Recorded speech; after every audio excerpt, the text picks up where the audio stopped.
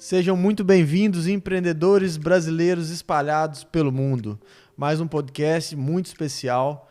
Você que está nos assistindo, você que está nos ouvindo aí pelas plataformas de podcast, seja muito bem-vindo. Espero que mais esse podcast possa somar, possa te incentivar e motivar a empreender em qualquer país que você esteja fora do nosso Brasil. Estamos aqui com um convidado muito especial, Everton Benorino. Bonorino, isso aí. De origem italiana, provavelmente. Família toda de origem italiana. Eu vou deixar ele se apresentar, contar um pouco da sua história. E hoje a gente vai ver como que é a arquitetura, um pouco da arquitetura aqui no Canadá, como é empreender, como é ser professor também. Tem várias... Nós conversamos um pouco aqui antes, no começo. Tem muita coisa boa aí, muita coisa interessante que a gente vai ouvir. Tá com você, Everton. Valeu, Samuel. Então, meu Everton Bonorino, eu sou de Porto Alegre, no Rio Grande do Sul, né? Na verdade, uma cidadezinha do lado chamada Canoas, no lado de Porto Alegre. Né? Fui militar da Força Aérea Brasileira por 26 anos e nesse período ainda fiz a faculdade de arquitetura. Eu sou arquiteto, tenho mestrado em sustentabilidade na arquitetura e tive meu próprio escritório de arquitetura. Meus últimos 5 anos de Força Aérea foram no Rio de Janeiro. Eu servi 5 anos no Rio de Janeiro, né? Uma das mais insanas experiências da mina vida, né? Que o Rio de Janeiro é lindo, é um lugar maravilhoso, mas para se locomover é crítico, né? Risco muito grande também de tudo. Algum risco sempre, né?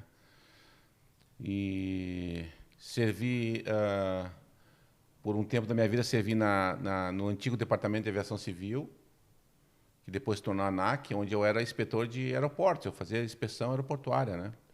Por algum tempo eu fiz inspeção aeroportuária, então fazia inspeção de pista, inspeção de sistemas de pouso, aproximação, aquela coisa toda, né? Era bem interessante, uma época bastante interessante. Minha cidade tem alguns anos que ela tenta ampliar a pista. Eles têm uma dificuldade muito grande lá por limitação de tamanho. Eles podem pegar podem pousar, né? Pode pousar na pista um certo tamanho de avião. Eles ficam tentando, assim, parte dessas brigas é meio política, né? Assim, a gente como sabe. Tudo. No Brasil lá tudo tem uma pitada política. Sempre tem uma pitada política.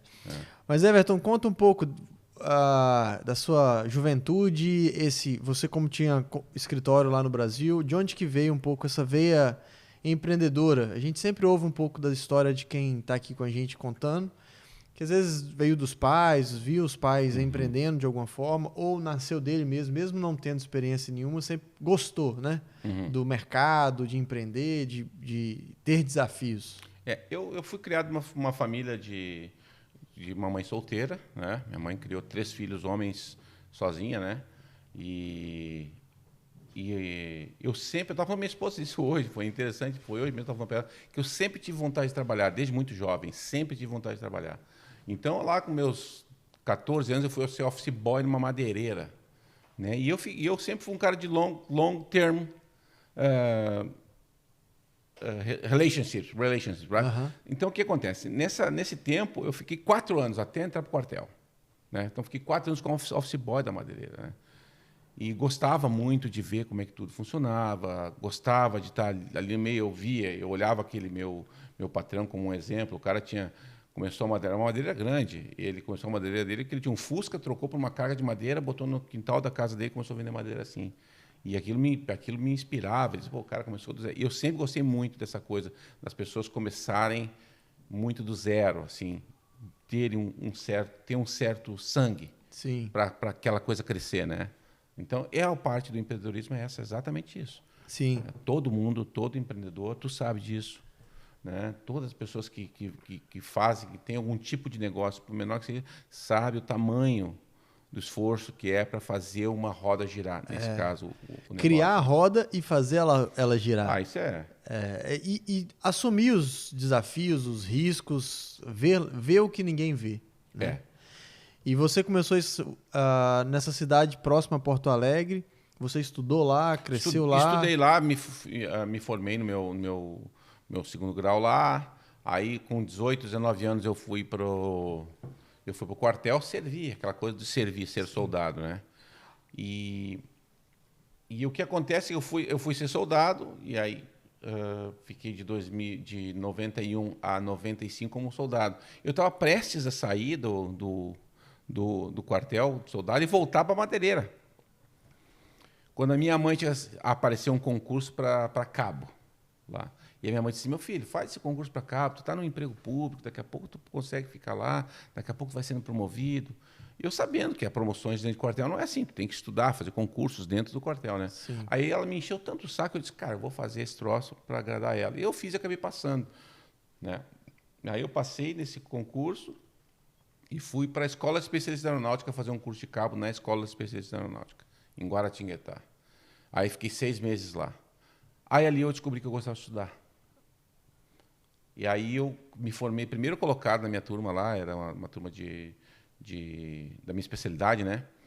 E aí eu disse: cara, eu gosto de estudar. Eu voltei para casa e comecei a estudar para me tornar sargento. Eu disse: não, agora eu quero voltar para a escola especialista para me tornar sargento, né? E foi o que eu fiz. Voltei para casa, eu tinha um grande amigo, um grande irmão de vida, José Luiz Almeida de Lima. O nome de guerra dele é J. Almeida, né? E nós estudávamos juntos quase todos os dias, né? E por 2 anos. E no final das contas passamos para a escola especialista em 97. E aí fui para a escola especialista em 97, fiquei lá em 97, 98, me formei sargento e voltei para Porto Alegre como sargento, e aí fui continuar minha carreira, né? Como militar. Mas sempre, é engraçado porque nesse período eu sempre tive essa coisa de querer começar alguma coisa. Sempre tive uma coisa. 2 coisas que eu tive sempre. Era a vontade de começar alguma coisa e a vontade de sair do Brasil. Ah, é? Sempre tive isso. Eu sempre quis ter a experiência de sair do Brasil. Nunca tinha saído até então. E já conhecia alguém que tinha saído? Você tinha pessoas próximas? Não, que... não. Também Conhecia não? pessoas que tinham viajado para o exterior, mas eu nunca tinha viajado para o exterior. Sim. Né? Até eu viajar para escolas especialistas, eu nunca tinha viajado de avião comercial. Eu tinha voado com um amigo, o Zanuelo, que era um amigo meu, que era sargento, mas era piloto privado, né? E ele me levou para voar a primeira vez. E depois voei para o avião da Força Aérea, que nos levou para lá. Mas avião comercial eu nunca tinha voado. Né? Então, assim, eu sempre tive essas 2 coisas, de querer começar alguma coisa e querer estudar, ter uma experiência fora. Uhum. Não era só a experiência da viagem. Eu não queria ter só a experiência da viagem. Eu sempre falei isso para minha esposa fala até hoje isso. Eu queria ter experiência fora. Mas o que acontece? Quando tu entra para a Força Aérea, aí logo depois ali, 97, mais 4 anos, eu já estava estabilizado, 10 anos estabilizado. E aí onde eu me permito dizer, Samuel, assim, não é uma crítica às Forças Armadas, não é uma crítica à Força Aérea, nem uma crítica ao serviço público, mas é onde nós matamos os talentos, quando vem a estabilidade. Eu conheço milhares de pessoas dentro das Forças Armadas que são maravilhosos profissionais, mas eles acabam se acomodando, 100%. Acabam se acomodando na estabilidade. A segurança e o teto, né? Exatamente. O serviço público, ele tem, querendo ou não, qualquer uma das funções. Vamos falar assim, uma também que tem um retorno financeiro, o juiz. Ele, como juiz, ele chegou onde o juiz é aquilo. Ele pode virar desembargador, outras profissões, mas normalmente o funcionalismo público, ele aquilo ali, se você vai passar a vida... E é onde eu acho que se matam talentos. Sim. Né? Então, tu chega ali no serviço público, estabilizado, meu salário, trabalhando ou não trabalhando, eu vou estar ali, o meu salário vai estar lá. Então, é onde eu acho que... E eu queria sempre muito mais. Eu sempre fui uma pessoa... meu espírito é um espírito muito livre. Eu sempre quis ser livre. E dentro da Força Aérea não era livre mesmo, né? Tu fica ali preso numa rotina de estar no quartel, sair do quartel, tirar serviço... Né? Tu fica preso nessa rotina. E aí, para estudar, tu não tem como estudar, é muito raro estudar, tu vai depender de um chefe bom para te liberar um período ou outro, para tu poder fazer uma faculdade. Não tem guerra, não tem nada, então Não tem guerra e aquilo ali funciona muito em torno deles mesmos, né? As Forças Armadas funcionam muito em função delas mesmas, né? Elas são importantes para manter a soberania do país, mas ela funciona muito em função dela mesma, né? E aí eu sempre quis muito mais. Eu sempre vi que aquilo que eu via dentro das Forças Armadas, que foi onde eu tive 26 anos da minha vida, eu queria mais do que aquilo. Eu sempre quis mais do que aquilo, né? Aí eu tive experiências de estar em outros meios, como estava na própria ANAC, Departamento de Investigação, a própria ANAC, onde nós visitávamos prefeituras, tu tinha que falar com às vezes, governos de estado, então era um trabalho mais importante, tu tinha que estar... Isso, ok, me satisfez por um tempo, mas eu sempre quis mais da vida do que estar preso num país, num trabalho de 9 a 5. Sim. Sempre quis ir muito mais do que isso, né? E onde começou a arquitetura nessa história? Eu sempre desenhei muito. Até hoje eu desenho muito. Se tu olhar minha mochila, não está aqui minha mochila, está em casa, mas se tu abrir, tu vai ver 3 ou 4 sketchbooks. Eu faço sketch o tempo todo, eu faço desenho o tempo todo, né? Eu gosto muito de desenhar. Eu tenho coleções de desenho que eu faço desenho, carros icônicos. Então eu tenho todos os carros eu tenho os carros do De Volta para o Futuro, todos os dois, do Caça-Fantasmas, os 2 carros do Caça-Fantasmas. Eu tenho o Herbie, então eu vou o Batmóvel, eu vou desenhando vários. Eu tenho uma coleção de carro Fórmula 1 Ferrari. Então, desde lá do primeiro Fórmula 1 Ferrari, lá, sei lá, 1940, alguma coisa, tudo desenhado à mão, né? Então, eu mal escrevo com letra cursiva. Qualquer pessoa aprende a desenhar. Qualquer pessoa, não existe. A pessoa pode não ter, mas qualquer pessoa aprende a desenhar. Isso não é um problema. Eu ensino um desenho lá para meus alunos, né? Ensino croquis, ensino pontos de fuga, né? Qualquer pessoa aprende a desenhar. Sim. E eu sempre gostei muito de desenhar. Em 2006, eu decidi que eu queria começar a arquitetura. Eu disse, eu quero começar a arquitetura. E aí comecei a arquitetura lá na Uniriter, em Porto Alegre, e fiz 85% da minha faculdade eu fiz lá na Uniriter. E depois eu fui transferido para o Rio de Janeiro, e aí fiz um ano, mais ou menos, um ano e pouquinho, na Estácio de Sá, só para me formar mesmo, né? E me formei lá no Rio de Janeiro em 2012, né? Foram 6 anos e tanto. Logo depois comecei uma pós-graduação na UFRJ, né? E, é claro, eu me formei na Estácio, o meu projeto de final de curso, que a gente chama lá de TFG, ele foi um museu aeroespacial. Porque o Museu Aeroespacial no Rio de Janeiro, ele é um museu muito acanhado, né? Ele é um museu ele é uma garagem de aviões, na verdade. Eu disse isso para o curador do museu. Eu disse, eu fiz o estudo lá, eu passei 6 meses lá dentro. Né? E eu disse assim, isso aqui... Porque o que acontece? Tu tem um avião grande, bota o avião médio embaixo do avião grande, da asa, e o avião pequeno embaixo da asa do avião médio. Então, tu não consegue contemplar um avião no estado pleno dele, porque ele tem sempre uma interferência visual. Vai ter sempre uma interferência visual, porque o outro avião, né? Então, o que eu fiz?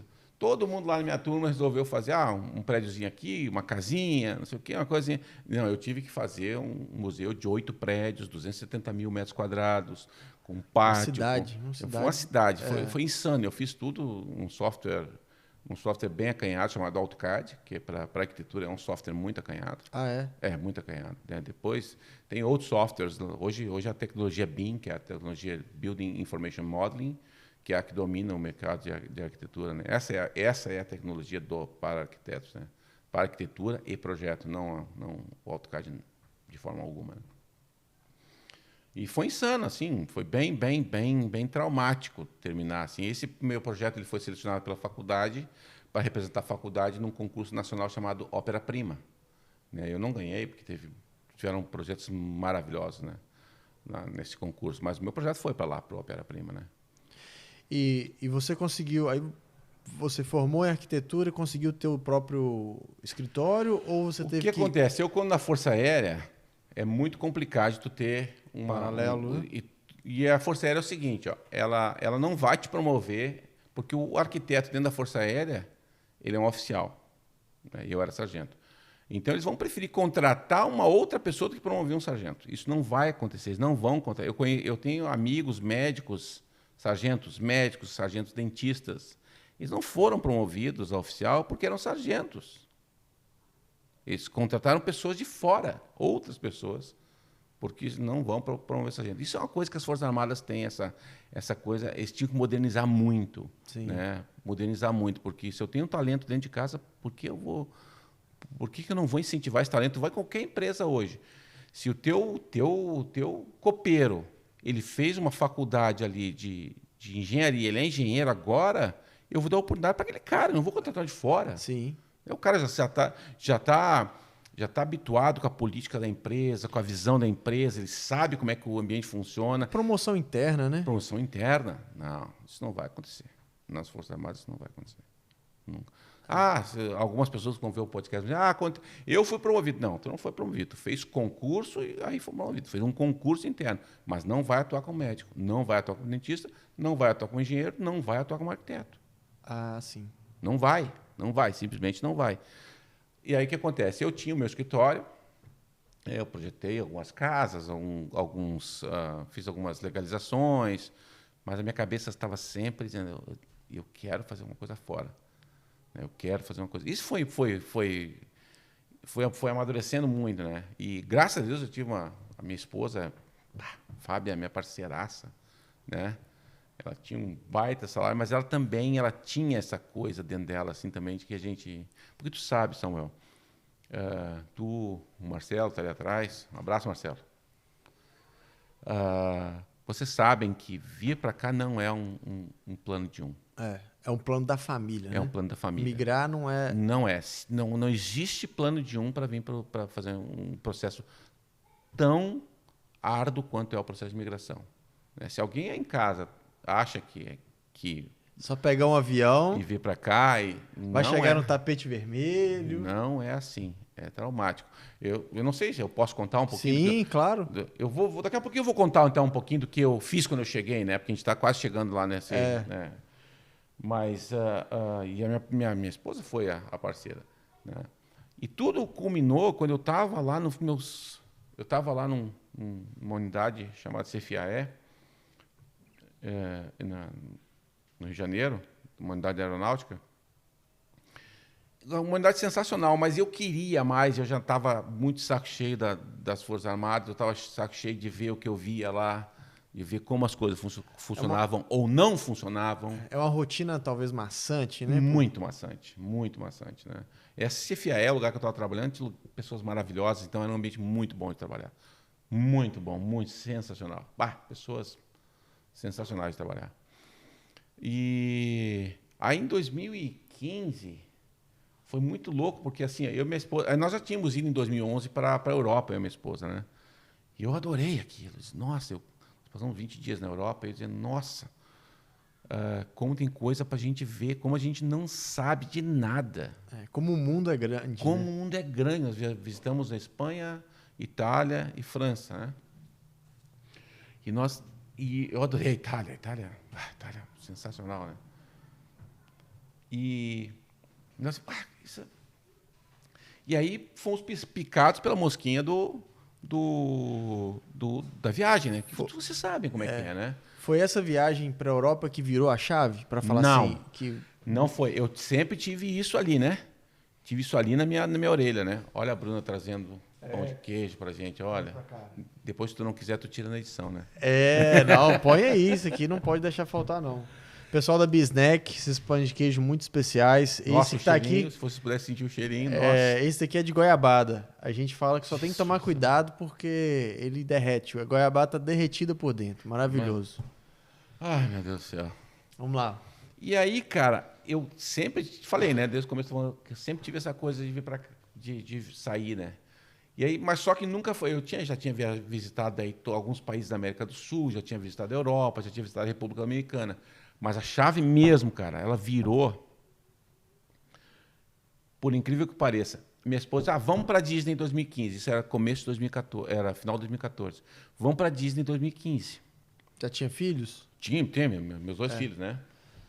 E eu disse, Disney, né? Eu disse, não, mas vamos pegar as crianças, vamos levar as crianças para a Europa, vamos dar uma olhada, vamos mostrar para eles aquilo que a gente viu, não sei o quê.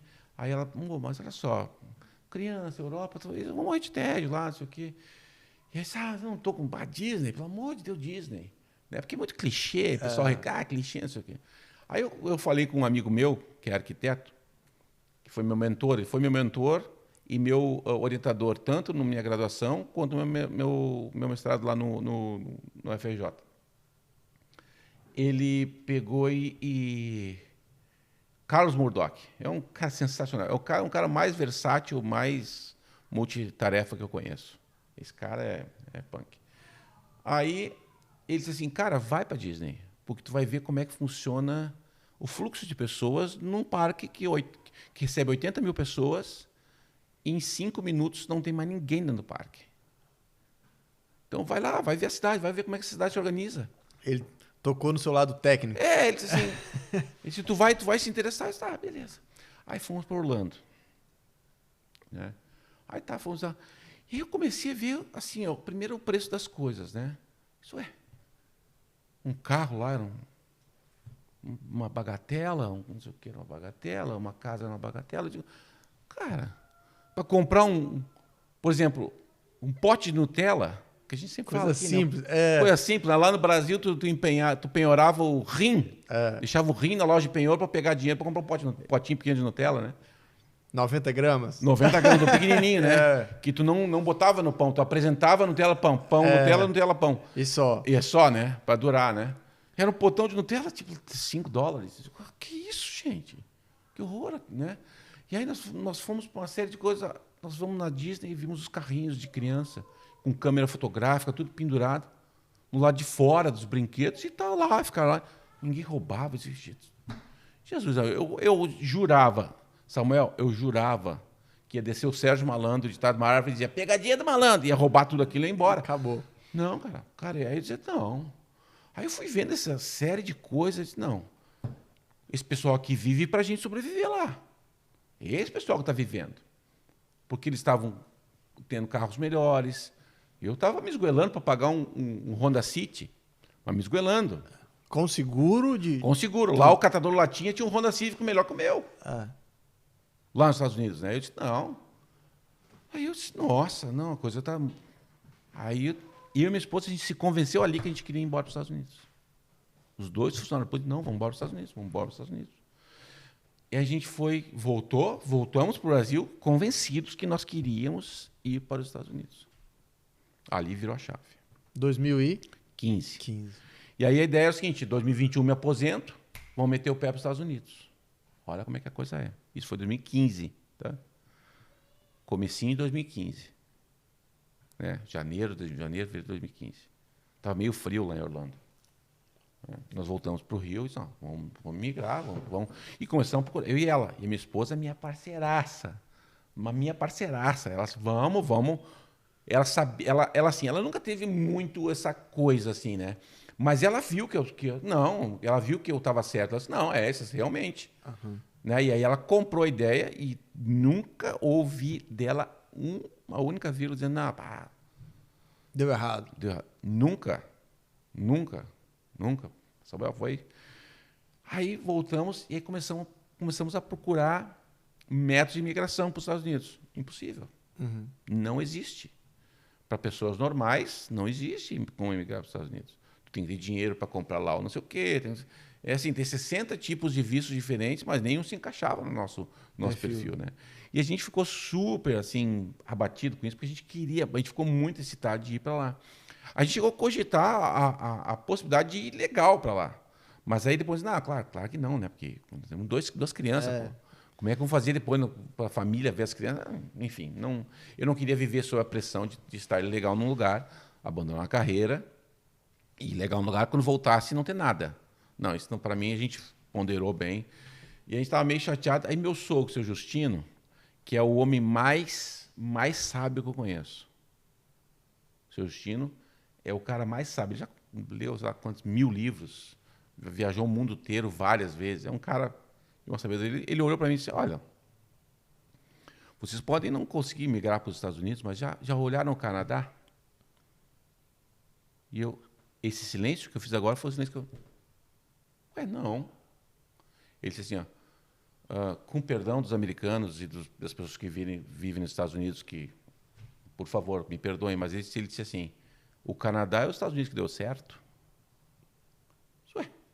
Nunca ouvi falar. Não, eu ouvi falar assim, mas o quê? Olimpíada, o cara com uma chaleirinha de pedra jogando lá, o curling, né? Aquelas coisas. Mas nada muito grandioso assim, né? Tu vai, Canadá. Esse cara, pesquisa o Canadá. Isso ali foi março, abril de 15. Comecei a pesquisar o Canadá, liguei para uma amiga minha, Luciana Regina. Liguei para ela, disse, o que tu me fala? Ela já tinha morado em Vancouver por, sei lá, 6 meses, assim.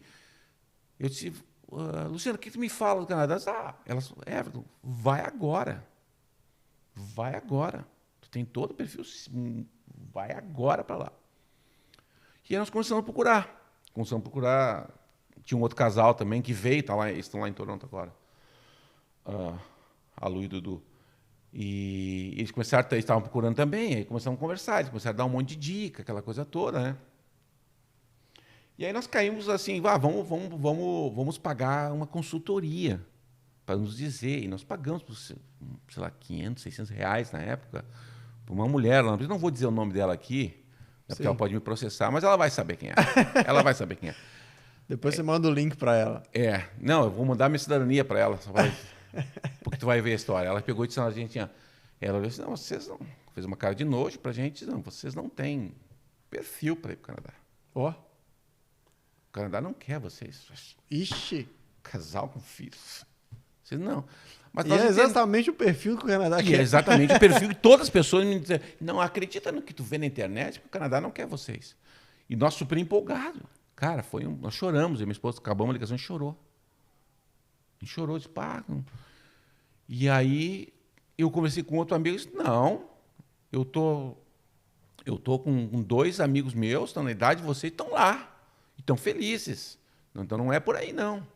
Cara, no final das contas a gente descobriu que é o seguinte, ela estava mais em taxa de aprovação. Então ela só pegava os candidatos que eram aqueles caras assim, o cara que tem o inglês perfeito, tudo perfeito para entrar pelo Express Entry, para ela botar lá, eu tenho 98% de aprovação. A gente vê algumas empresas, existem várias empresas muito sérias, né, que dão esse suporte de imigração, mas algumas têm esse... Sim, não, algumas têm. Errado é talvez a empresa falar, professor, olha, você tem um perfil, mas não é o perfil de cliente que a nossa empresa trabalha. Eu trabalho com 99% de certeza, eu quero só aplicar. Exatamente. Mas é muito ruim quando a gente recebe uma porta fechada, né? Depois nos indicaram uma outra empresa da Marilene, não sei se você ouviu falar da Marilene Quintana. Não. Não. Muito, muito tranquila, nos ajudou com tudo. Lá do Brasil ou aqui? Eles são lá do Brasil, mas ela foi oficial de imigração, uma coisa assim. Sim. Então, cara, foi bem tranquilo, assim. Nós tivemos que fazer todo o processo, todas as aplicações ali, né? Teve o Fábio, não sei se você conhece o Fábio Araújo. O Fábio Araújo, ele tem uma empresa que promove os intercâmbios, né? Ele que fez toda a minha aceitação no Red River, né? Então ele fez tudo. E qual foi o caminho que você escolheu? O Canadá também tem uma característica muito diferenciada. Ela tem 1 milhão de formas, vamos falar assim, deve ter uns 200 formas diferentes de migrar, provinciais, municipais, federais. E qual porta Nós que viemos você... pelo mais dolorido. Foi o do estudo, né? Eu vim estudando, minha esposa veio trabalhando. Né? E aí onde entra aquela hora que todo o teu glamour e aquele ego que tu acaba criando no Brasil, que tu trabalha no Serviço Federal, que tu é arquiteto, que tu é sargento, que não sei o quê, que tu é militar, aquilo tudo vem à vida, pisa na tua cabeça, te bota no chão e diz assim, acorda, cidadão. Eu falo que a migração tira todos os títulos, todos, e só sobra você. Só sobra tu na fila indiana do crescimento. Aí você vai falar assim, agora quem sou eu, né? Porque eu cheguei aqui, eu não sou nada. Mas eu era, mas agora eu não sou. E você se redescobre, né? Exatamente, cara. Tu vai ter que se redescobrir. Do zero. Eu cheguei aqui, cara, é interessantíssimo. Eu cheguei aqui, eu limpei banheiro. Lá no Brasil, eu já tinha conversado com o governador de estado. Né? Com das minhas inspeções lá. Né? Status, não sei o quê. Cara, eu limpei banheiro, eu cortei grama, eu varri quintal, eu raspei neve, entreguei comida. E isso a gente está falando, para quem está nos assistindo, não é... Quando a gente fala desses trabalhos, não é demérito nenhum, mas são trabalhos vamos falar assim, para o canadense, são trabalhos de adolescente, de jovens, pessoas que estão começando uma vida, né? Assim, o primeiro emprego, ou o emprego de verão. A pessoa faz esse tipo de trabalho sem nenhum problema. Mas tem aquilo que a gente já vem com a vida formada, com família, com título, com profissão, e tem que voltar, né? Tu tem que reconstruir tua vida, Samuel. Que tu já fez em 40 anos, por exemplo, eu cheguei com 42 aqui, que tu cheguei com 40 anos no Brasil, tu tem que fazer isso em 5 anos. Tu tem que refazer isso em 5 anos. Não é fácil, é dolorido, né? De novo, a gente tem aquela coisa do que eu falei para vocês aí não é um sonho de um, não pode ser um sonho, tem que ser o sonho do casal. Samuel, quantas pessoas tu vê que era o sonho de um, aí vieram para cá, não funcionou, voltaram ao Brasil piores do que estavam. Alguns se separam, né? É um sonho de dois. Não adianta, é um sonho de dois. Né? Uma hora ou outra, um tem que segurar. Tem que segurar. A corda, né? Tem. E assim, engole choro, toma acorda porrada. Cedo, vai na neve e no frio. E tá com medo, vai com medo mesmo. Né? Tomou a porrada, se ajoelha, chora, mas levanta e vai de novo. É assim que tem que ser. Sim. Diariamente. Tu sabe como é que é, Samuel. O Marcelo sabe. E você então chegou como estudante? Estudante. Qual curso que você veio fazer? Architectural Technology. Ok. Architectural Technology, eu fiz Civil Engineering aqui na Red River e o meu major foi em Architectural Technology. Né? Então é o seguinte, o Architectural Technologist, ele é o cara que vai ficar entre o arquiteto e o construtor. Porque o arquiteto vai fazer o desenho dele, vai fazer a coisa dele, e o technology que vai dizer assim, como é que vai ser essa parede, como é que vai ser esse chão, como é que vai ser... Então, por exemplo, para vocês que estão no Brasil aí, não sabem, uma parede no Brasil tem 3 camadas. Tem o reboco lá de fora, tem o reboco lá de dentro, tijolo no meio. Ponto, acabou. Aqui no Canadá, a parede tem 6, 7, 8, 10 layers diferentes, né? Dependendo da parede que for, né? Mas uma parede comum, essa parede daqui, ó, ela tem o drywall, que é o gypsum board, depois ela tem uma barreira de vapor, depois tem os studs, dentro dos studs vai ter insulation, lá de fora vai ter o siding, que é a parte estrutural, o USB, que é aquela madeira que parece um monte de flexinho, um monte de lasquinha colada, né? Que vai dar a estrutura e o suporte lateral. E aí, depois disso, vai ter a barreira de água e ar, que é o Tyvek, aquela que o pessoal chama, aquele wrap branco que passa em volta do prédio. Aí, dali para frente, vão ter os acabamentos. Aí, alguns prédios vão botar um layer de ar, que é uma camada de ar. Aí, depois vai ter o cladding, outros vai ser de brick, e aí vai. Isso aí é uma camada. Porque a parede aqui é muito tecnológica. É um Lego, né? Vamos falar assim, uma coisa... É um passo a passo de montar. Não tem, às vezes, a sujeira que tem no Brasil, né? Não tem. Muito mais rápido. É muito mais rápido, mas é mais técnico, né? Muito mais. A parede... porque em função das temperaturas aqui, que chegam aí a menos 50 de feels like, às vezes, né? Mas menos 30, menos 40. Isso aqui tem que ser uma hot box, tem que ser uma caixa quente, né? Então, tu tem que fazer uma caixa quente e proteger a caixa quente, para que ela não vaze esse ar, né? Então, assim, esse é o... E eu dou aula nesse curso agora, né? Eu dou aula. Aí você chegou... Quando você chegou, você veio com a família inteira já de uma vez? Na verdade, eu vim com a família toda, mas eu vim 2 meses antes para alugar casa, preparar a casa para eles chegarem, tudo, né? Foi bem punk, porque chego eu sem saber falar uma palavra em inglês, cara. Chegou sem inglês, zero inglês? Zero inglês, velho. Zero inglês. Minha esposa, eu sempre brinco com todo mundo, eu falo assim, minha esposa me ensinou 2 frases para eu falar. Ela memoriza 2 sentenças, no caso do cara te perguntar o que tu vai responder. Então ela me fez memorizar. Eu vim o voo todo, Rio de Janeiro, Toronto, memorizando essas sentenças. Isso é a frase da imigração que você esperou? Se te perguntar isso, vai ser assim que ele vai te perguntar e tu responde isso. Vai ter essa palavra. Então ela me fez umas 2 ou 3 assim. Cara, eu cheguei no aeroporto e ele me perguntou qualquer outra coisa. Até eu não sei hoje, que eu não sabia inglês na época, né? Eu quase chorei, né, cara? Ele me perguntou uma outra coisa qualquer. O que eu fiz? Eu peguei a pasta do documento e dei para ele. Procurei. E comecei a dizer... nada, né? Sorry. A única palavra que eu sei, sorry, I wanna go home, né? Aí ele, cara, me deu ali o work permit, me deu o study permit, já na hora, tapa na bunda, vai-se embora, né? Vamos pra vida. Entra aí, vai ver o que vai acontecer. Cheguei aqui, daí peguei o avião, vim para Winnipeg, cheguei em Winnipeg. Fiquei na casa daquele do Dudu e da Luana, no primeira semana, primeira semana. Aí logo já achei uma casa para alugar. E aí, no sábado seguinte, eu tinha que buscar minha cachorra, lá em Calgary.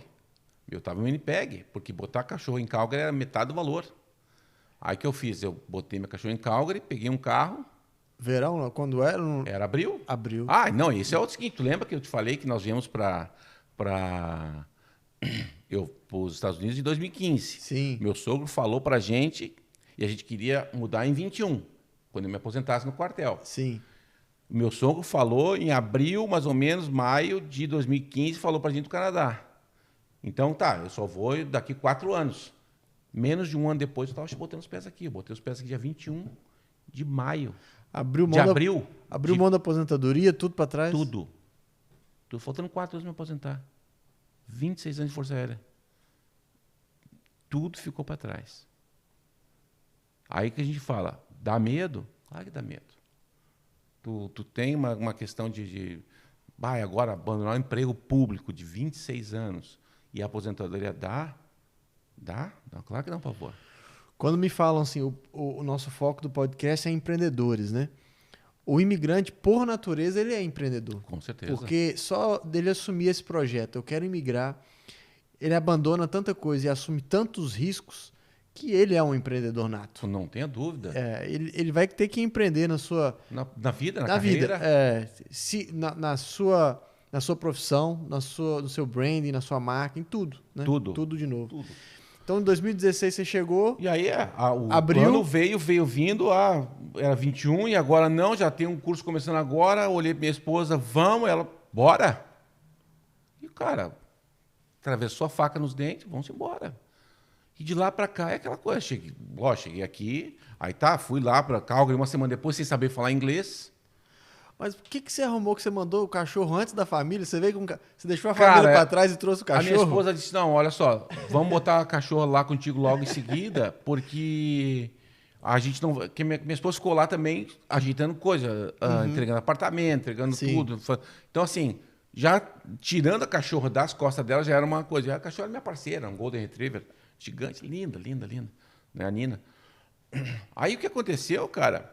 Fui lá para Calgary, peguei a cadela, voltei e comecei a vida. E aí tu chega em casa, Samuel, tu chega em casa, depois daquela semana, que aquela foi a primeira noite que eu dormi na minha casa, de verdade, porque eu aluguei a casa num dia, no outro dia busquei a cadela e voltei para casa. E agora, velho? Começou. O relógio começou a contar. Tá ali, ó, tic-tac. Vai começar do quê? Vai começar...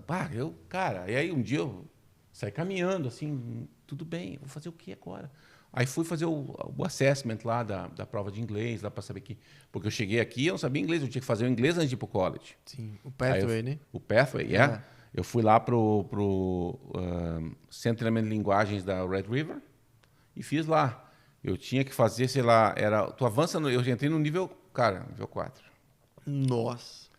Eu era ruim, cara. Eu falava, nós foi. Fácil, tranquilamente, assim, sem vergonha.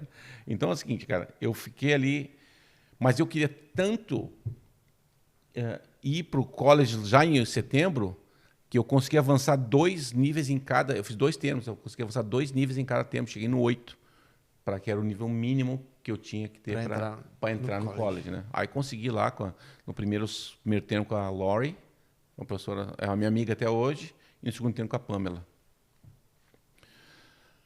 E aí, cara, depois que terminei, fui pro college. Sim, minha esposa chegou 2 meses depois, eu cheguei dia 21 de abril, ela chegou dia 21 de junho. Chegou aqui minha esposa, meu filho, minha filha e a minha sogra veio junto. Ele para dar um apoio pelo menos os 2, 3 primeiros meses, né? E foi aquilo, meu filho não falava inglês e já em setembro daquele ano já foi para a escola. Eles vieram com qual idade? A minha filha veio no último ano do high school, meu filho veio com 11 e a minha filha veio com... Deixa eu ver... ela de 99... Nós chegamos em 16... 15 anos. Nós chegamos em 2016, 15 anos. E ela faz em abril 16 anos de idade. Né? E minha filha chegou, e aí chegou na escola, cara. Imagina as gurias, a turma dela de high school, na escola. Se deu alguma atenção a ela? Claro que não. Claro que não. Não, bullying direto, né, cara? Meus Ela comia, não comia na cafeteria, no refeitório, ela comia ou na sala de aula ou sentada no corredor. Porque adolescente é mal, né, velho? Adolescente é mal. E pra gente, como pai, ouvir isso, né? Não, e ela, a minha filha, cara, os dois, meu filho e meu filho, os dois foram guerreiros, assim, porque deixaram tudo, amigos, família, tudo, né? E a minha filha sempre confiou na gente. Ela tinha as questões dela, assim, pô, por que vocês estão trazendo a gente pra cá? Pô, vocês estão me tirando de perto dos meus amigos, sei o quê. Tô no auge da minha vida. Exatamente, da minha ela estava começando né? a sair lá no Rio de Janeiro. E ela, por que vocês estão fazendo isso comigo? Mas ela sempre disse, não, eu aguento, pai, eu aguento. Sempre, cara. Pá. Minha filha hoje, cara, ela tem 24 anos, ela é um trator. Ela tem uma empresa de social media management em Winnipeg. Tem que trazer ela pra cá, então, dar entrevista Cara, aqui. se tu quer saber sobre empreendedorismo, cara, a minha filha é o cão. Ela começou a empresa do zero. Hoje, ela faz social media management. A empresa contrata ela para fazer o social media da empresa toda. Cara, tu não tem noção. Tu não tem noção. Tá assim, ó. Ela tinha uma empresa anterior com uma outra sócia, acabaram que se apartaram. E faz 3 meses que a minha filha tá agora na empresa dela, Magic Co. Né? Cara, eu vou te falar o seguinte. Mas esse começo, Everton, é doído, né? Assim, a gente que imigra, a gente é, vamos falar assim, a primeira geração de imigrantes da família, né? Sempre uma porrada. Toma porrada. Mas a gente está aqui para isso, né? Quando a gente vê os filhos tomando algumas porradas, mesmo que controladas, né? Mas é um desafio grande para a gente suportar tudo isso, né? Com certeza, cara. E depois daquele momento, assim, que os filhos... minha esposa veio, ela já começou a trabalhar na escola logo em seguida, porque a gente tinha que trabalhar por causa do provincial nominee. Sim. Faz o nominee, depois do nominee faz a aplicação para o PR, depois pega o PR, aí espera o tempo, faz a aplicação para a cidadania, né?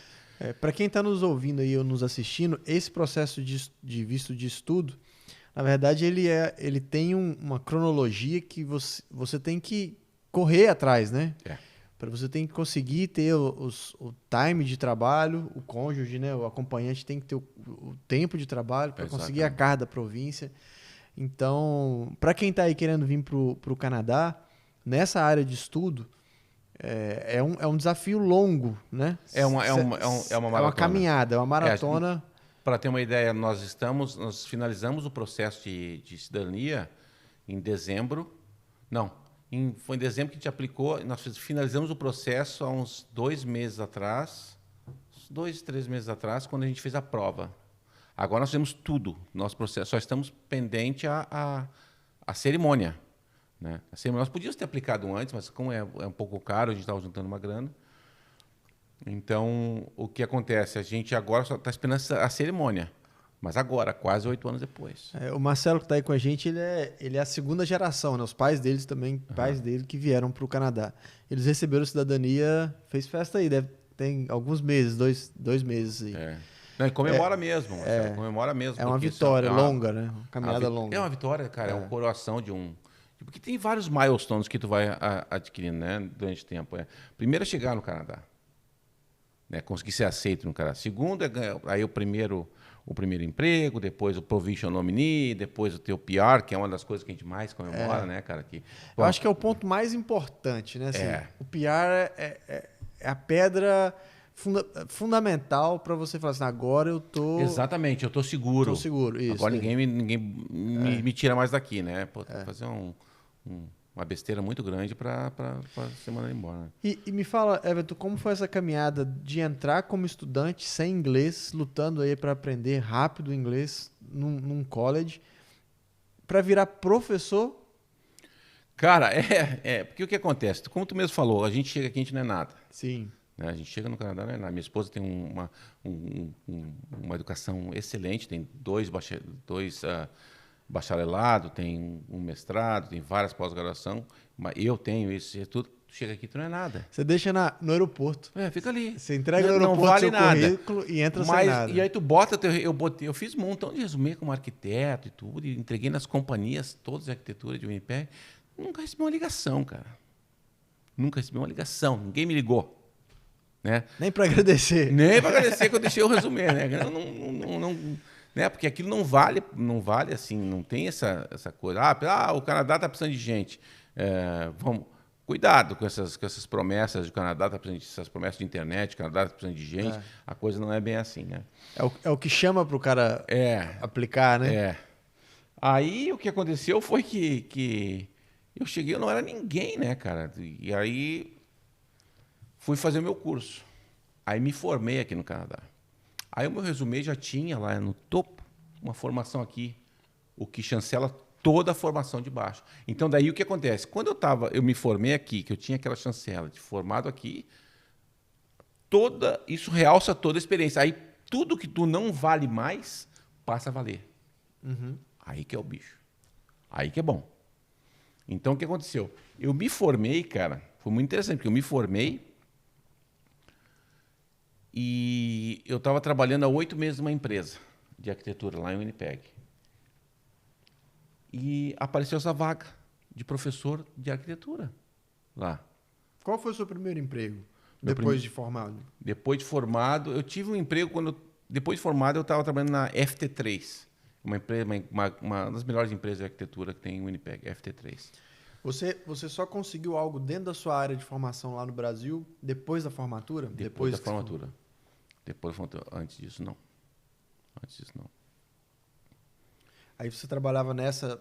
aí eu estava lá e apareceu essa vaga de professor, part-time. Eu disse, cara, eu vou ficar trabalhando aqui e dando vaga de professor lá, né? Porque daqui a pouco aparece uma oportunidade full-time e tudo. E aí, no final das contas, eu fiz a entrevista, passei na entrevista, ia ser contratado para ser part-time. Na verdade, era termo, né? E eu recebi uma ligação da Sherry, que era a Sherry do departamento de engenharia, né? E ela me ofereceu, o que tu acha? Tu consegue assumir uma função full-time permanente, com disciplinas assim? A gente, consigo. Cara, eu voltei, menos de um ano depois que eu formei, eu voltei para ser professor. Eu peguei uma aluna que tinha sido minha colega de aula. Ela parou por um termo, quando ela voltou, ela era minha colega. Ela era minha aluna, deixou de ser minha colega para ser minha aluna. Eu formei ela, no final das contas, né? E foi isso, foi assim. E, cara, a vida de professor Red River é maravilhosa, cara, porque assim, primeiro não tem uma pressão forte em cima de ti. Eles te dão muita liberdade para tu trabalhar o que tu acha. Lógico, tem uma série de guias, tem uma série de recomendações, de políticas que tu tem que seguir dentro do college, né? Mas assim, o teu jeito de dar aula, o material, como tu vai atingir aquele objetivo, eles te deixam bem à vontade para fazer. O que é importantíssimo, né, cara? E como que é os alunos aqui? Eles têm também um interesse? Existe essa... Porque uma coisa é você ensinar para uma turma que deseja aprender, né? Outra coisa Como é uma sala de aula no Canadá? Uma sala de aula no Canadá, ela é muito diversa em vários aspectos. Primeiro aspecto das culturas, né? Muita gente de muitos lugares diferentes, né? Então, tem vários accents de inglês. Então, tem inglês que tu entende, tem inglês que tu não entende, tem inglês que é rápido. Então, com o tempo, o ouvido vai se acostumando a todos esses accents, né? Você passa a ser poliglota no inglês. Exatamente. A outra coisa da diversidade que eu falo é na questão da idade e do interesse, né? Curiosamente, quanto mais velho o aluno é, mais interessado ele é. Curiosamente. Quanto mais jovem ele é, mais disperso ele é. Eu não vou dizer que ele é desinteressado, ele é disperso. Porque normalmente ele não sabe muito bem o que ele quer da vida, né? Então, assim, eu sou um cara que eu gosto muito... Eu não ensino arquitetura.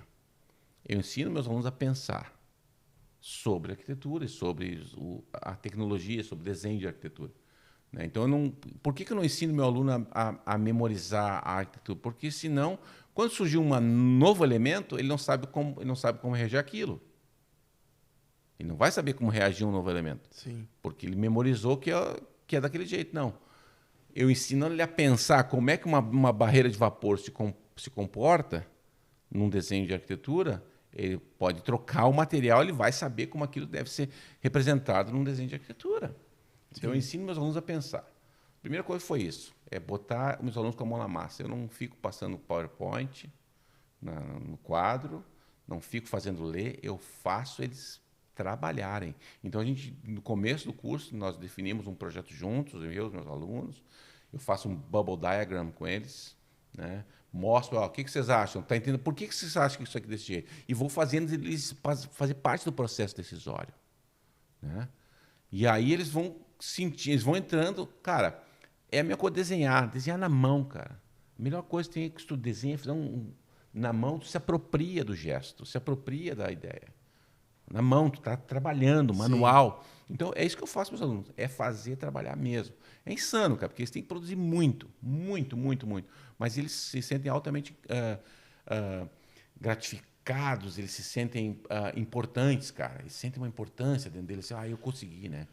Quando você entra na faculdade, querendo ou não, é um pouco do perfil de um funcionarismo público, né? Não é assim, porque você não tem como muito avançar dentro da escola. Agora, né? ali eu não tenho como avançar muito. E quando que surgiu, assim, quando começou a coçar de novo essa veia, falei, rapaz, eu preciso criar de novo. Desde sempre. Eu tenho, cara, assim, eu e minha esposa, a gente tem uma empresa de design e a gente faz os nossos designs, né? Nós temos como é que eu posso dizer, uma empresinha de projetos, então a gente faz nossos projetos. Quando vocês começaram? Faz uns, deixa eu ver, 2020, eu acredito. 2020. Eu acredito que foi 2020. E a nossa empresa ela tinha 2 viés na época. Era decoração, então a gente trazia decoração do mundo, a gente trazia objetos de decoração do mundo todo. Coisas de qualidade, por exemplo, nós trazíamos vidros de Murano, né? Trazíamos alguns materiais, artesanatos feitos com madeira, com palha, lá do interior do Amazonas. Assim. Importava, trazia? Importava, tudo? mas é assim, não é só importar. Tu tem que ligar para o cara tem que fazer a intermediação. Tem um intermediador, não fala com artesão. Né? Tem vários despachantes nesse meio do caminho. Exatamente. Aí tem, por exemplo, se é madeira, palha, tu tem que pagar taxas de desinfecção daquele material, que chama fumigação. Tem que ter um certificado de fumigação, senão não entra no Canadá. Né, cara? Então, era assim, bem punk. Aí nós temos lá do Brasil, temos vasos de barro sensacionais, assim, né? Ainda temos uma série dessas coisas, né? Mas nossa empresa, num tempo, a gente percebeu que esse público que gosta desse tipo de decoração não é um público extenso, é um público muito pequeno, né? O canadense mesmo, ele gosta de uma coisa mais simples, eles não investem muito nessa coisa, né? E aí a gente continuou só com os designs, né? Então eu faço design de deck, faço design de outside kitchen. A gente fez várias mesas de live edge, daquela madeira bruta, né? Ah, sim. Muitas mesas de live edge. Eu transformei... Quando você fala fazer, você fez o desenho ou você... O desenho... E a execução também? A execução também. Ali, eu lixando, construindo, fazendo... Primeiro eu faço um modelo 3D daquilo, né? Tem um software que eu uso que chama SketchUp. Então eu consigo modelar todas as partes do que eu quero fazer. Então eu fazia primeiro um modelo para ver, sem gastar um centavo, só no computador. Modelo 3D daquilo que eu queria. E depois eu botava a mão na massa, né? Então fiz vários, fazia modelo de 3D. Então isso é um diferencial quando chega aqui, vai mostrar para um cliente... Por exemplo, tu mostrar uma imagem em realidade virtual para ele. Sim. Que eles não estão muito acostumados com isso. É assim, Samuel. Tu chega, tu pode mandar, para fazer o teu deck custa $10 mil. Né? Aí a pessoa tu sabe, mas agora para fazer o teu deck, que é esse aqui, aí tu manda uma imagem pronta. Em realidade virtual, com pessoas, com fogo. Porque a pessoa que está naquela fotinho que tu botou ali, ela não está ali para enfeitar, ela está ali para dar escala. Sim. O tamanho, como é que vai ser. A pessoa já consegue instintivamente ligar, meu deck está aqui, minha casa. Eu modelo a casa da pessoa. Para que a pessoa passear dentro da... Não, eu modelo a casa dela e o deck para ela ver como é que é a relação, o comportamento sim. do deck novo, da outside kitchen, ou da pérgola, ou do pátio, que ela quiser em relação à casa dela, para ela entender. Então, se ela quiser mudar alguma coisa, eu queria mudar isso aqui. Eu vou ali no computador em 5 minutos e resolvo o que ela quer. Faço de novo. Tá bom agora? Ela não gastou um centavo. Ela já viu como é que o deck dela vai ficar? Já viu como é que a outside kitchen dela vai ficar? Espaço, cor, tudo. Tudo. Cor, ela pode mudar. Eu quero mudar para preto. Para preto. É isso, é isso. Então, isso dá uma certa credibilidade. As pessoas gostam muito de ver isso. Né? E quando você abriu o negócio, você já tinha essas duas veias ou, na verdade, isso aconteceu com o tempo? Quando você abriu o negócio, você falou assim, não, eu vou abrir para atender produtos, criar produtos, ou você foi vendo como que o mercado se comportava? Eu comecei a fazer uns decks meio assim, sem ter uma... Eu projetava os decks, porque o que acontece? Quando tu projeta o deck no computador, tu consegue ver os erros, onde pode acontecer os erros. Então, tu corrige ali mesmo. Não botou um prego. Sim. Então, corrigiu ali. É um 2x4, é um 2x4. Então, tu bota 2x4, 2x6, como é que vai ser esse encaixe? Aí tu resolve ali, isso já vai para dentro da tua cabeça, cara. Na hora do campo é só... Na hora do campo é só... Então, o que acontece? Voltando um pouquinho na tua questão anterior, quando tu falou assim, onde é que eu pude extravasar a minha criatividade, foi aí. Eu continuo com o meu emprego, adoro fazer meu trabalho no college, mas sempre que eu tenho outro tempo, qualquer tempo extra, eu invisto na criação das coisas. Não, então, eu tenho vários produtos que eu já criei, que estão lá na caixinha da realização. Um dia eu vou botar isso para a rua. Né? Uhum. Então, tem vários produtos, tem várias coisas de decoração que eu criei, móveis que eu criei. Então, tem as mesas de live edge, que são as redondinhas, as compridas, né? Essa live edge é aquela com epóxi, não? Tem algumas que eu fiz com resina epóxi.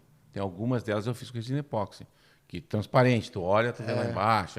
Muito bonito. Muito bonito aqui. Tem muito. Eu tenho outras que são um pedaço de madeira gigante mesmo. Aplanado, lixado. Porque é o seguinte, uma coisa é tu lixar Tu não pode ter medo, tu como empreendedor, tu não pode ter medo de fazer mais.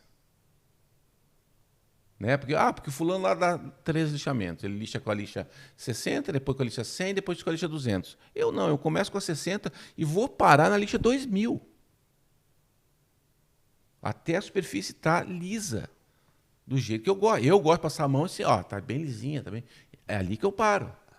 Então eu passo lá da 60, da 120, da 200, da 320, da 400. Aí vou para 600, 800, 1000 e 2000. Né? A parte legal de você montar um business de desenho, existe alguma...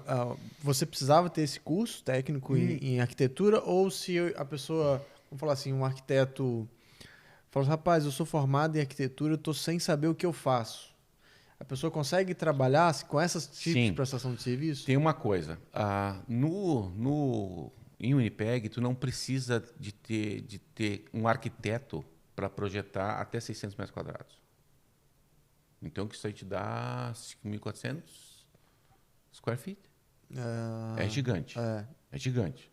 Né? Um apartamento de 200 metros quadrados é grande. Tu pode ter uma ideia, tu pode projetar uma casa de 600 metros quadrados. Né? Então, assim, tu não precisa ser arquiteto. Se tu quiser, tu pode projetar, manda lá para a cidade, eles vão aprovar, tu construi tua casa. Né? Então, esse é um campo que existe para isso, né? Lógico, o que acontece? Quando eu projeto meus decks, ou eu projeto os basements que eu tenho que fazer, as coisas, eu faço, de novo, todo o modelo 3D e vejo tudo aquilo que vai necessitar ter o permit. Se precisar ter permit, tá aí, eu já passo a relação de permits para o dono, ele já vai fazer a solicitação.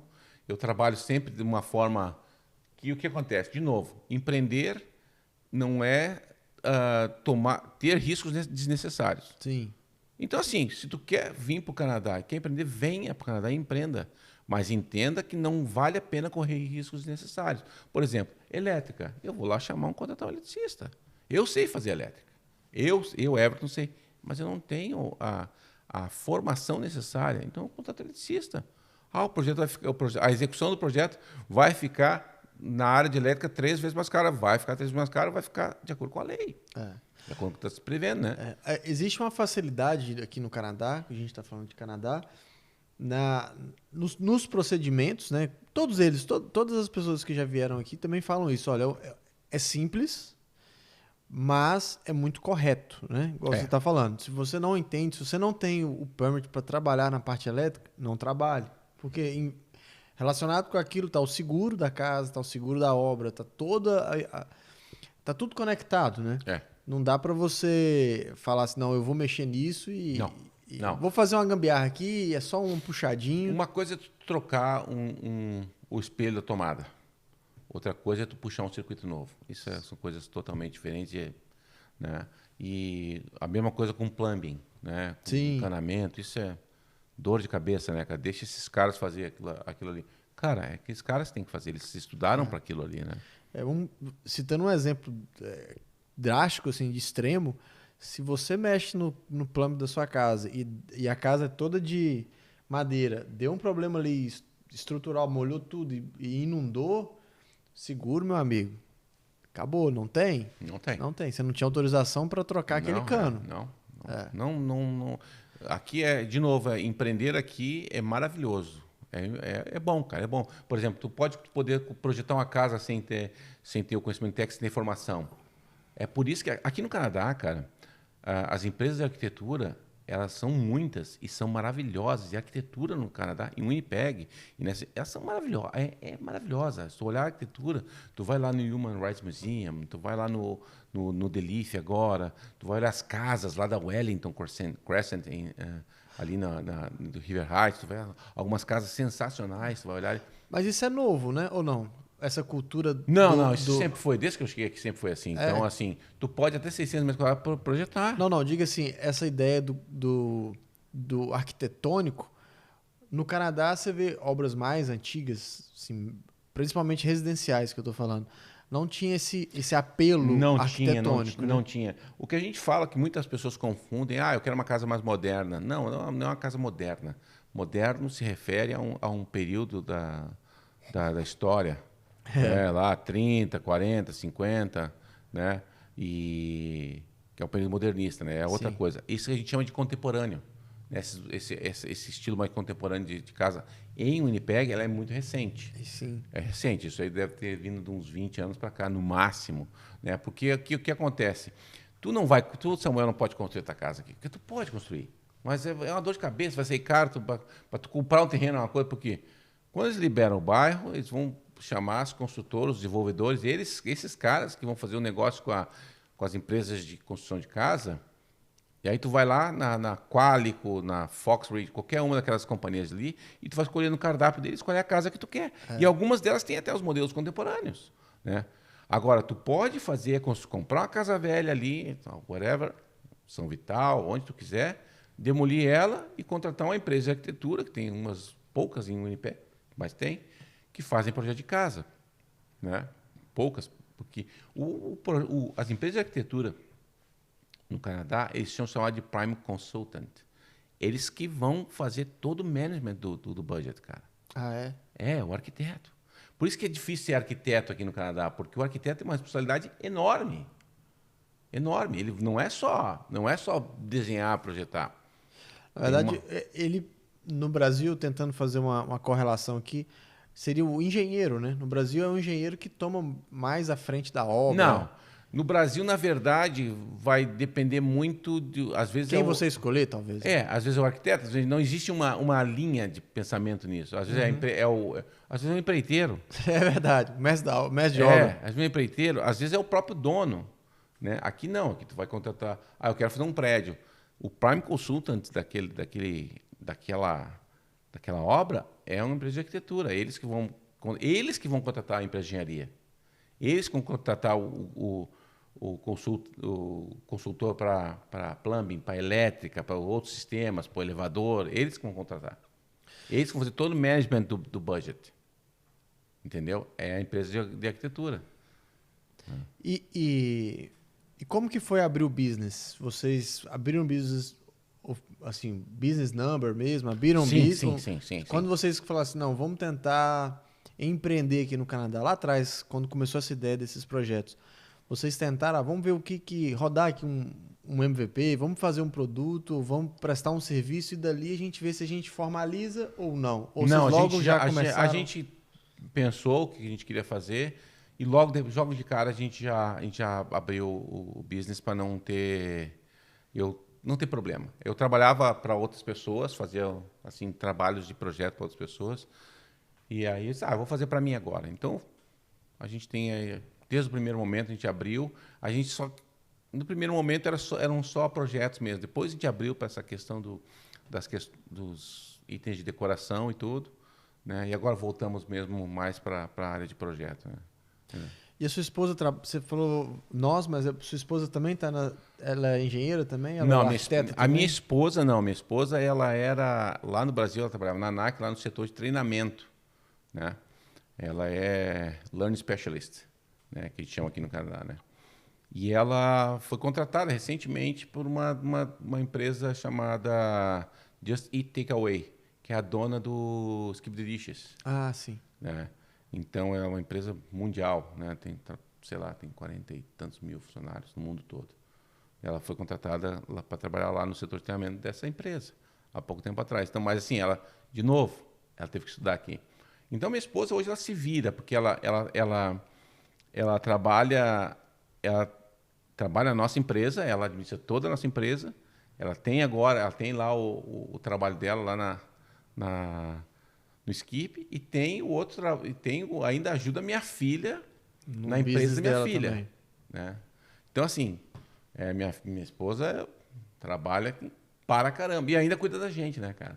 Ainda cuida da família toda, né? Ela que cuida de gestão da casa, de tudo. Gestão da família. Appointment de dentista, não sei o quê. Ela cuida de tudo, né? E Everton, qual que é os planos, assim, que você, pela experiência que você tem de Canadá, de empresa, de business, quais são os seus próximos passos? O que você pretende fazer? O que você vê como oportunidade? Quais são os desafios e riscos, vamos falar assim, que você vai se pôr, né, nos próximos... Eu tenho três coisas que eu quero fazer muito nos próximos anos. Eu estou esperando para ver agora desse pós-pandemia como é que as coisas vão se ajeitar. E tem umas outras questões aí que estão rolando no mundo todo agora, tá uma loucura, né? Então, estou dando um tempo para ver para onde é que a gente vai, né? Não sei para onde é que está indo ladeira abaixo, não sei para onde é que isso vai. Então, assim, mas eu tenho três ou quatro coisas. Tenho 2 produtos para construção que eu quero desenvolver, né? Um é um novo stud, outro é um novo tipo de insulation. E outros são dois tipos de móveis que eu tenho. Um móvel muitíssimo interessante, que tu troca elementos do móvel de acordo com que tu troca a roupa de cama ou a decoração da tua casa, para mudar a cor. Então, umas coisas... Isso já está projetado, eu tenho todo o projeto pronto, eu fiz o projeto disso. Então, estou aguardando assim, um melhor momento para soltar isso, assim, né? A gente pode falar que é quase que outros business, né? Tá nascendo outros negócios. Exatamente. Paralelos. É o que eu te falo. Eu gosto de criar muita coisa. Eu tenho muita ideia, muita ideia. A gente tem um carimbo aqui, o Everton, chama Ideudo. Ideudo. Ideudo. Volta aqui, ó, pá, na testa. Ideudo. Mas é assim que nasce, né? A gente tem que ter ideias, tem que ter projetos e a gente vai amadurecendo isso e toca para frente. E o ideal é isso, é fazer e caminhar. E com relação aos desenhos, ao que você já roda hoje, você tem... O que você vê da empresa? Qual que é o seu objetivo, assim, futuro, médio prazo? A gente está querendo, talvez, num próximo passo, é contratar funcionários mesmo, expandir um pouquinho mais o nosso escopo, né? Hoje a gente está ali a gente adora fazer outside kitchen, já fizemos 2 grandes, assim, com churrasqueira de tijolo, com a chaminé de metal, né, cara? Eu tenho um cara lá que faz a chaminé de metal para mim, né? Eu fiz uma lá em Steinbeck pro Davi, uma outside kitchen para ele lá, e depois fiz uma outra ali em Winnipeg pro Paulo, né? Cara, lugares assim, os 2 eu usei Live Edge, bar com Live Edge, então assim tem a churrasqueira. Na verdade, o que é uma outside kitchen? Ali é um lugar que tem um balcão para tu trabalhar com uma pia, para tu fazer ali A tua carne, teu churrasco, tua churrasqueira. Lá no Brasil é o Recanto do Guerreiro. É o Recanto do Guerreiro. Isso aí. O Davi chama de Recanto do Guerreiro lá, o Recanto do Guerreiro. Então lá tem a churrasqueira dele ali. Então, aí eu botei 2 bares nesse projeto, eu botei 2 bares de live edge, pranchão dessa grossura, assim, 3 inches de grossura, lixado, cara, natural, assim, um banco de live edge. Lá no Paulo, a mesma coisa, 2 bares, mais um bancão, mais uma pérgola. Então, assim, os lugares são umas coisas bem interessantes, né?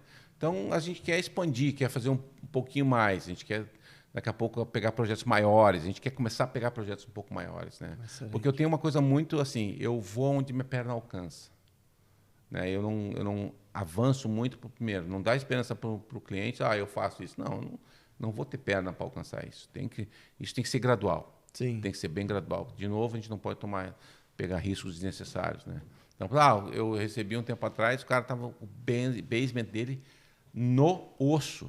Só tinha a foundation wall, né? Então, tinha uma série de coisas que eu poderia fazer e tem uma série de coisas que eu não me sentia vontade de fazer. Então, o que eu fiz? Chamei um amigo meu, que é contractor, e disse, cara, olha, falei para o cliente, olha, eu não tenho força para chegar nisso. Isso precisa alguém mais acostumado com esse tipo de obra. Era gigante, cara. Era gigante, umas 3 ou 4 vezes esse espaço aqui. Entendeu? Então, não. Daí passei para ele, fez lá, ficou lindo, ficou maravilhoso. Eu fiz o projeto. Sim. E ele executou. Né? O primeiro projeto que eu fiz aqui no Canadá, na verdade, foi eu fiz um projeto para remodelar um salão de beleza gigante. Né? Eu fiz um projeto para esse cliente. E o contractor me contratou como um dos trabalhadores. Comecinho de Canadá. Comecinho de Canadá. Tava ainda naquela época de limpar banheiro, de fazer qualquer coisa, né, cara? E aí eu fiz o projeto, ganhei uma grana no projeto e ele me contratou como trabalhador. E eu aprendi muito com ele. Me ensinou muita coisa, o Vitali. Agora a gente está caminhando já para o final, Everton. Para quem está nos ouvindo aí, que às vezes que tem essa formação, tem uma formação profissional, seja na sua área de arquitetura ou engenharia ou qualquer outra área, que a pessoa possa ter dúvida, falar como que eu faço, para você, qual foi o maior desafio? Qual foi a maior pancada que você teve, que você falou, segurou, firme? O que durante essa caminhada de migração, de empreender, de mudanças, que você falou assim, pessoal, se prepare para isso, para essa porrada. As outras são mais leves, mas essa daqui... Qualquer imigrante que veio para cá sabe responder essa pergunta. Tu sair do teu país, tu não sabendo inglês, com a tua formação chegar aqui e ser reduzido a pó.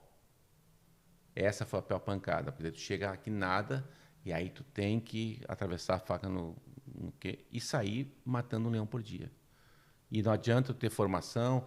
Tu vai achar um montão de gente que vai dizer assim, não, mas eu vim para cá, tudo de boa. Raras são as condições de pessoas que vêm para cá. Quantos tu conhece que chegaram aqui?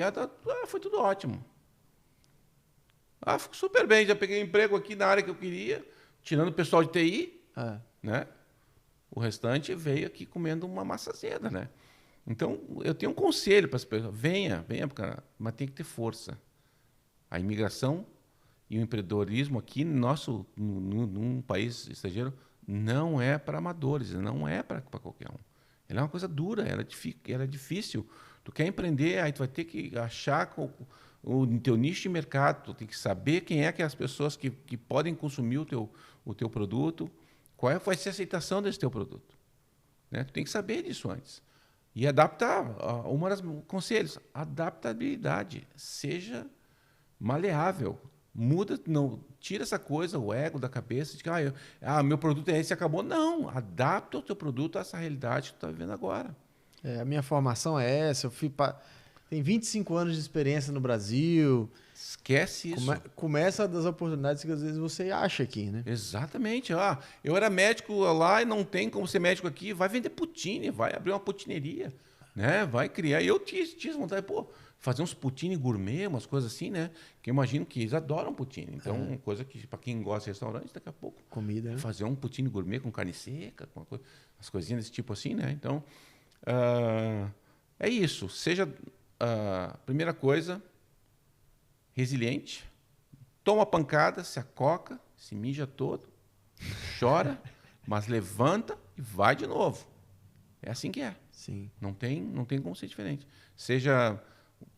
Nunca se esqueça, tem que ser um sonho de dois, no caso de casal, e chegou aqui, como a gente estava conversando antes, queima as caravelas. Né? Chegou aqui, ou chegou onde quer no mundo que tu vá, queima as caravelas. Porque quando tu queimar as caravelas, vai na tua mente, no teu subconsciente, vai entrar aquela mensagem dizendo assim, ó, ou funciona, ou dá certo, ou dá certo. Não existe a segunda... não, elas vão funcionar, eu volto ao Brasil. Vai ter sempre a bengalinha. Então, quando tu diz assim, queimou a caravela, não tem como dar errado. Tu vai fazer dar certo. Tu vai tirar forças. Como a gente fica forte, né? Tu não há como a gente fica forte quando tu imigra. Algumas pancadas que você toma 1, 2, 3 vezes, depois passou. Você não sente mais, né? Não sente mais. Tu sabe o que eu digo isso? Eu sempre falo à minha esposa. Isso é que quando a gente que imigra, que toma essas pancadas aí, tu acaba pegando a chave do sentimento e desliga. E tu toma pancada e vamos de novo, Tu desliga esses sentimentos para poder sofrer menos. Porque é saudade da família, é saudade dos amigos, é aquela vida que tu não tem mais, e é que tu sabe como é difícil fazer amigos aqui. Sim. É muito complicado fazer amigos. Amigo canadense tem 1 ou 2, e olha lá. Né? Então, assim, não, é difícil de chegar nesse tipo de condição assim e não sucumbir. Tem que ter resiliência, tem que ser bastante forte, tem que entender que faz parte do processo. Todo mundo passa, né? E é que nem tu falou antes, foi perfeito. A desconstrução do ego, né, cara? Te bota lá embaixo, pega todo, pinta de branco, vamos começar de novo. E nessa caminhada, o que mais valeu a pena? Você falou assim, rapaz, olha, quando aconteceu isso, né, quando eu peguei... A gente até falou que uma coisa importantíssima para quem migra é a residência permanente, né, o PR. Mas dentro toda essa caminhada sua, o que você pode falar aí que você falou assim, olha, eu fiz, apanhei, aconteceu isso, mas quando aconteceu isso na minha vida, ou a gente fala, o primeiro cliente, ou o primeiro business number, ou a primeira...